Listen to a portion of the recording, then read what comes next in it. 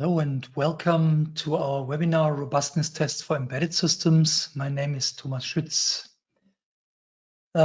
Before I start, I wanted to tell you, if you have any questions, please place them in the sidebar. There's a section called questions or Fragen. If you have a German interface, I will answer them afterwards per email. Okay, so let's get started. Why are we doing what we are doing? Why do we want robustness tests, and why do we want to automate tests?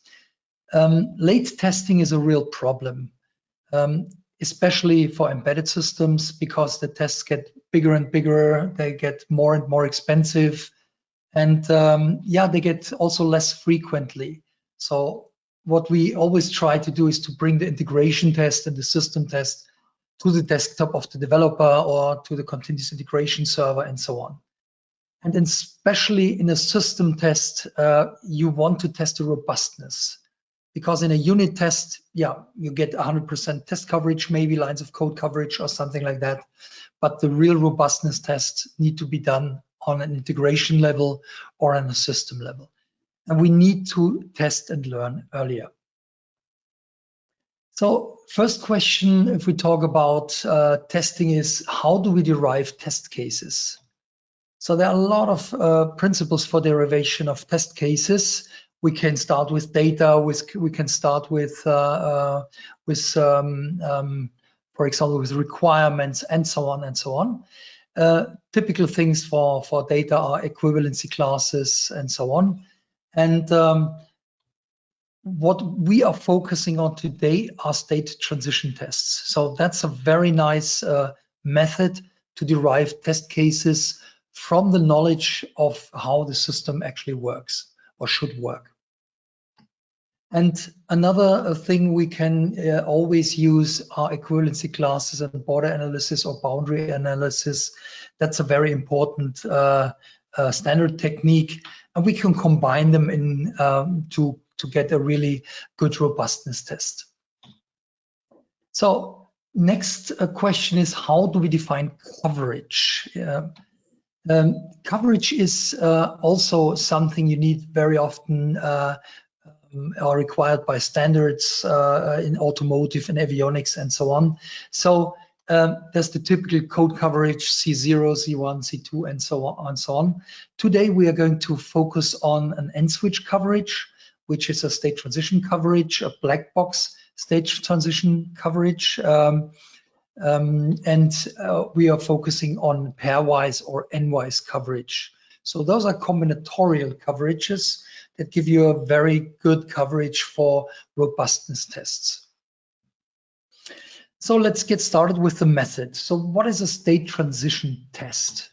A state transition test, first of all, is a black box test. So you do not when we're talking about state transition tests, it's not the state transition diagram you have in your application, but a state transition diagram that describes your expected behavior as an external state machine, if you will. So for a component, for an integration test, or for a system test, you can create a state chart or state transition test that describes what behavior you're expecting from your system from the outside, so a black box description. And from there, you try to cover all the paths through this state transition diagram, and every path from initial to end is a test case. So for example, one test case could be the red one here, but we already see that it does not cover all the transitions. Next test case would cover a couple of more transitions, and so on and so on. So with this method, you can derive really good coverage for certain aspects in your system. Let's start with a piece of paper, because it's a method you can use on a piece of paper. If the numbers get bigger, if the system get more complex, it's nice to have tool support, but you can start on a piece of paper. So let's do that. Let's assume you have a motor control system and you have several functionalities you want to test. So you start, for example, the motor is off. Then in the next step, the motor, you turn the motor on. Then you can change the speed. You can stop the motor. You can change the mode 1, mode 2. And here, when the motor is on, you could also brake the motor and change the mode and so on. So it's just a simple example to describe the method. So you design a very compact state transition test that describes the different paths, black box paths your application could take. So then we start to derive test cases. I said every path between initial and end is a test case, potentially. So the blue test case would cover, for example, those states and those transitions. So here we see we're still missing this state and this state and those 3 transitions or 4 transitions. So we create another test case. Second test case covers the right path here. But what about, for example, if I want to change the speed and test it against mode 2, or I want to brake and test it against mode 1? We would need another test case for that. And that's where the state transition coverage comes into play. So what I've shown you here is a complete state coverage and transition. So it's transition complete and it's state complete. So every transition and every state has been executed, but not the combination between different paths. So between this path and this path. And if I add more coverage, there's a coverage metric called N-switch. And if I go to a higher N-switch coverage, I would, for example, also cover the green with the green path here, the change speed against the mode 2 and the other path as well. And it gets more and more complex, of course, if I go back, for example, to the start and run the test again and so on, so make cycles, it gets bigger and bigger, of course. So the bigger the definition of your state transition tests get and the deeper you want to test, the more likely is that you need a little bit of tool support. We have within our mini-hill, we have a state transition test description with a code generator.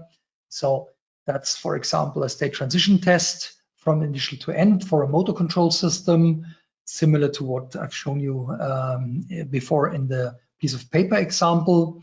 And from that, we derive test cases that try to cover or that cover all the paths needed for a certain coverage. Here, for example, for N-switch 1, you get a combinatorial coverage around one state or around every state. For N-switch 2, between several states and so on. So you get more and more test cases, but it does not explode. So you do not get a combinatorial explosion. Still, you get a lot of very valuable test cases. For example, in this case, we have 3 different speeds, speed 90%, 50%, 10%. And then we do the motor running. And then we do all the other paths down here, including the return to motor running, for example. And then when I go back to motor running here, again, I need to test all the different speeds for the second time.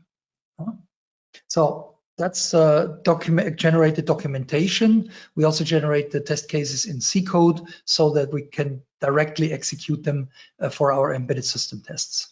So what you have here is this formal description of the black box behavior of the system. And every transition is a snippet for a test case. And the test case generation can generate then the path and data combinations you need to cover certain things. So for example, if you have a sporadic error, a race condition or something like that, you can find this very good with a state transition test. So let's have a look at the N-switch for path coverage. N-switch for path coverage gives you a state transition coverage as a black box and a complete path coverage. If you do not have cycles, it's complete. If you do have cycles, you stop at a certain point. So it's called N-switch coverage. Zero switch is every transition. one switch is all combinations of transitions between or around one states. So that's, for example, n switch 0. You would get 2 test cases. For one switch, n switch 1, we would get already a couple of more test cases here. Now let's have a look at n-wise for data coverage. So path coverage is clear so far. Data coverage, there's a very nice metric. It's called n-wise testing or pairwise testing, for example. And the idea is that if you have several parameters with their equivalency classes, you test every value against every value of the other parameter as well. So for example, for 3 equivalency classes in parameter A and parameter B, you get potentially 9 calls, 9 test cases. So that's pairwise in this case, because we have 2 parameters. You could also make 3-wise, 4-wise, and so on. Of course, you get more and more test cases for that. So now what we want to do is we want to combine the different parameter sets with different executions. So execution paths. So let's have a look at how do we cover the pairwise test or the n-wise tests with state transition tests. So we just define, before we start the test cases, we define a state transition diagram that sets the parameters of all the needed parameters here, of all the needed values. Also, for example, if we are complete here, A1 against B1, A1, B4, A1, B7, and so on. So you get exactly what you have here. And now you run the test. So this would be a pairwise test or a n-wise test with 1 test case here and a lot of different parameters. So that's parameter 1, that's parameter 2, and here you have the combination of the parameters. So next thing would be the combination of n-wise and n-switch. So combination of parameter combinatorial testing and path testing, different path combinatorial paths. So here, up here, you define with the n-wise method, you define, for example, for 3 parameters, you would get 27 combinations of those parameters. And down here, you get the n-switch coverage for all the different paths where you need to you want to execute your system to find race conditions and so on. And of course, you can also change the parameters in between, or you can bring the n-switch coverage inside the parameter definition and so on. So it's really flexible. You can combine those 2 methods in one diagram. So why do we do all the effort? So we want to find sporadic errors that are really hard to detect and debug. We want to find race conditions. Race conditions are such a thing. One application at one customer a year has a problem. So that's really hard to find, this bug, because you cannot really reproduce it. Then you want to find side effects. So you test something over there and at the other end something happens. And you need a lot of test cases to really find those side effects. Then you want to run stress tests. You want to see what does your application if it's really under stress. Then you can also use it for performance tests. Those test cases bring a really high strain on your system, so you can also measure it while you're doing those performance tests, the state transition tests.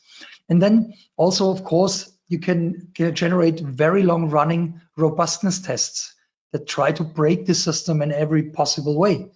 That's a very nice thing to have. So how do we do that for embedded systems? Just to introduce the mini-hill here, on the right side, you have on this mini-hill board, you have the system under test. That's your microcontroller in your system. And we bring all the IOs, all the pins of the microcontroller over those wires here, wire jumpers, into our test system. And now we can simulate the environment, so for example, the motor, the battery, and so on, and we can run test cases there. So, but you need the environment simulation because if you don't have an environment simulation, you do not even get to the point where you actually can test. And that's what our software does, but it also can generate all those test cases needed. So we have a modeling environment for structure and behavior for the simulation and for the test cases. From there, we generate C code, we compile it, we flash it to our mini-hill board. So here on this processor, the simulation and the test cases are running. Then we log everything. You get, in the end, diagrams that tell you exactly what happened in your system. Diagrams are easier to read for human beings. So then we learn and we iterate. Let's have a look at the little demo application. I'm going to do a live demo now. We have a system under test that generates 3 PWMs, and in the other direction, you get 3 Hall signals. For the motor controller, so it's a closed loop simulation. We have a temperature sensor and a UART to control the speed. So that's the example I brought you. I can show you this here. I have on my table, I have exactly this mini-hill set up is sitting. And example, what are different paths we want to test? So for example, we want to change the speed. So those are the PWMs and the Hall signals. That's the UART. That's the analog value for your temperature sensor. And that's the speed of the motor in the simulation. So we want to test the speed change. You see the PWM gets slower, also the Hall signals. Then we want a full stop for a temperature error. So the temperature, if it gets below or above a certain value, I want the motor to shut down. The PWMs go off. Here I have a warning temperature, limp home functionality. I just want to reduce the speed. Maybe the temperature goes down then, and so on. And in the end, I want to have a recovery. So those would all be different paths through the same functionality. So now, of course, you can now make path 1, path 2, path 3, path 4, but it's more efficient to do this with a state transition test. And that's what I'm going to demonstrate you now, how we do this in our software here. So first of all, let's have a look at the development IDE. So we have here the modeling tool for your test system. So everything in here is generated and compiled and runs in here. So here we have the IOs of we need for the digital analog inputs, outputs, the Hall signals, the duty capture for the PWMs. On top, we have the motor simulation. For example, in this case, it's a state machine. We generate also C code directly from the state machine. So that's the state machine editor. You can also integrate, for example, generated Simulink models for your plant simulation and so on. And in the end, we create test cases. So the test cases, that's another language again, deeply integrated. And in this language, I can define test steps and test sequences. So with those test steps, for example, I can change the speed in my motor. I can wait for a certain thing. I can set the temperature, wrong temperature, and so on. So those are all test steps and test sequences. And now we combine all those test steps and sequences in my combinatorial test. So, but first you need to do atomic tests, I would call this. So now let's have a look at a simple example. Let's make a little demo here. I have this prepared those steps. They don't do anything. Usually they do something. They start. They have an action and a reaction they expect. In this case, I just want to demonstrate the method. So here with this state machine, state transition diagram, it's linear. So we generate one test case. That's sufficient. I show you the generated test case in the documentation. So that's the generate test case. That's trivial, doesn't help a thing. But now if I say I want to create, for example, another path here, I want to go to state 2, but on another path. So let's take the path 2. So here you see what the system looks like. And I generate the documentation and the system, of course. And here you see we get now with this changed state transition test, we need 2 paths to cover all those paths. We need two test cases to cover those paths. So then I'm going to, I'm going to make the system a little bit bigger. Let's say path 2. Again, I'm going to generate the test cases. So, and now you can see we already need 3 test cases because path 1, path 2, and we need to cover this as well. So we need 3 test cases. We could do this with 2 test cases also, but we can be sure that everything is covered we need. So then now the problem is, if I do something like that, I do not get a test, for example, between path 1 and path 2. Let's have a look at the documentation. We have here path 2, path 1, path 1, path 2, path 1, path 1. So, but I also want path 2 here, and it did not generate this test case. So I need to up a little bit my metric, and I'm generating the test cases to cover the combination around one state in this case. As you can see, I get 4 test cases. So the last thing I want to show you is if I jump back, for example, from state 3, I want to jump back to, let's say, state 1. So now let's generate this again. And now you can see you need already 7 paths because we jump back. We jump back in the end and try it again. So you need 7 paths. So in our demo, the state transition test looks more like that. So that's still a simple state transition test, but it really does something. It really runs a motor and tests the motor, tries to break the motor.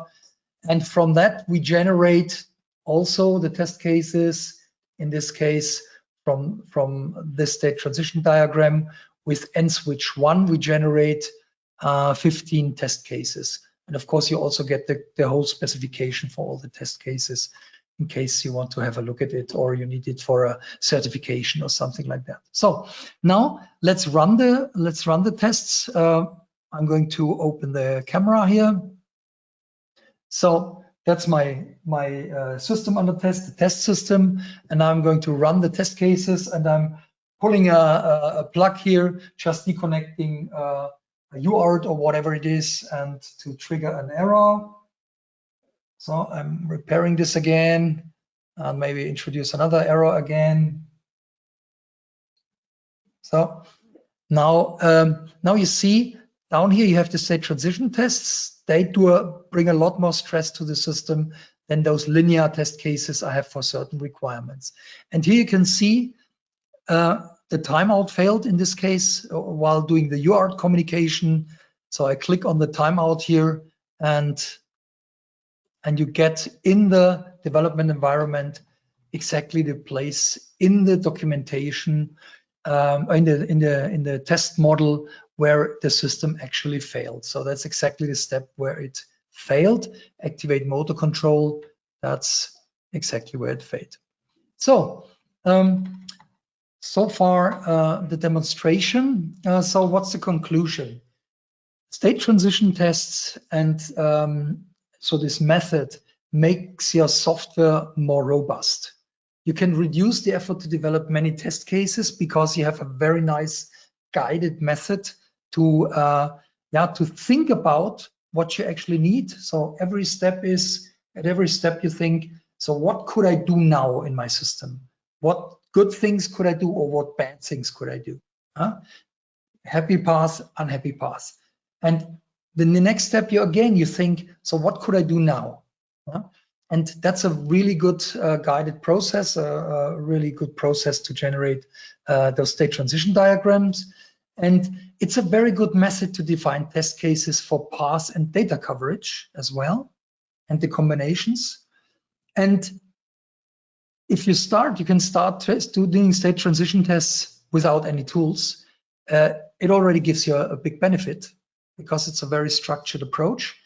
But for combinatorial tests for bigger systems, or if you really want to find robustness problems, race conditions and the like, it's good to have tools and a code generator.